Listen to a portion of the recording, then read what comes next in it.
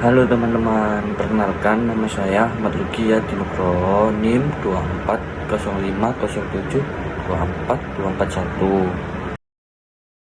240507244241. Pernahkah kamu sadar betapa cepatnya bahasa kita berubah? Seminggu ini mungkin sudah ada puluhan istilah baru yang viral, dari mager jadi males, gercep, lalu tiba-tiba muncul cakebet. Inilah bahasa gaul, lincah, ekspresif, dan menjadi ciri khas komunikasi non-formal kita. Ia lahir dari kreativitas anak muda dipacu oleh media sosial dan sukses membangun ikatan sosial yang kuat. Tapi di balik kecepatan dan keakraban itu muncul pertanyaan krusial. Sejauh mana fenomena ini mempengaruhi tiang utama kita, yaitu eksistensi bahasa Indonesia baku. Fungsi bahasa gaul yang jelas, solidaritas kelompok membuat kita merasain dan terhubung. Kreativitas linguistik, contohnya singkatan jin, mager, pembalikan kata sapi, atau penyerapan cepat dari bahasa asing besti atau salty. Efisiensi pengucapan gabut jauh lebih cepat daripada gaji buta atau tidak ada kegiatan. Bahasa gaul adalah revolusi linguistik kita. Ia dinamis dan terus berkembang. Namun tantangannya adalah kekerenan bahasa gaul ini terbawa ke ranah yang salah.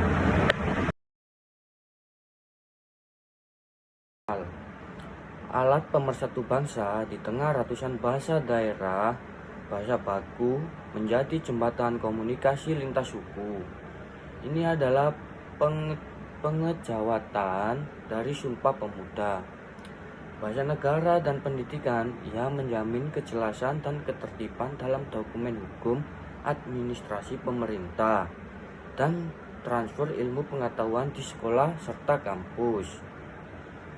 Wibawa ilmiah, tidak ada skripsi, jurnal, atau pidato kenegaraan yang menggunakan kata anjay atau gemoy. Bahasa baku menjaga profesionalitas dan kreativitas kita. Bahasa baku adalah identitas resmi kita. Jika fondasi ini rapuh, bagaimana kita akan membangun komunikasi yang jelas di panggung nasional dan internasional?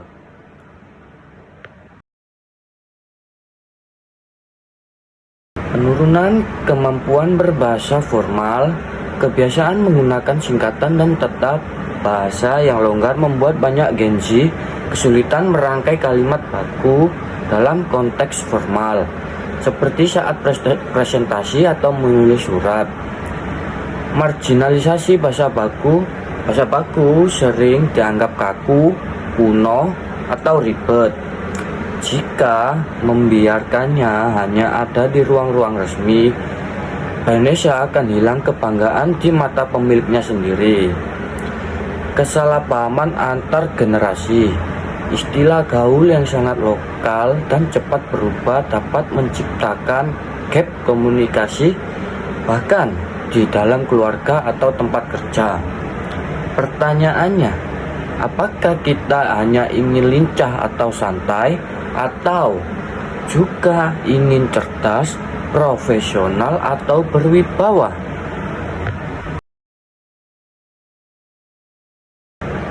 Keseimbangan dan solusi bijak. Kita harus punya kode switching yang handal. Gunakan bahasa gaul saat ngobrol di tongkrongan, membuat meme, atau berinteraksi santai di media sosial. Gunakan bahasa baku saat berhadapan dengan atasan, menulis email formal, menyusun proposal, atau mewakili institusi. Pemerintah, sekolah, dan media massa punya peran besar. Bahasa Indonesia baku harus diajarkan dengan metode yang tidak kaku, Sementara rasa bangga terhadap bahasa Indonesia harus tetap ditanamkan. Cinta bahasa Indonesia bukan berarti kita harus anti dengan bahasa gaul.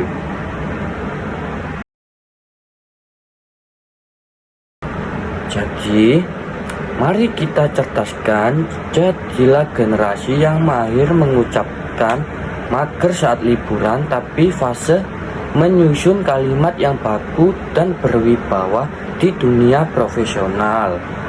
Karena eksistensi bahasa Indonesia baku ada di tangan kita, para penggunanya.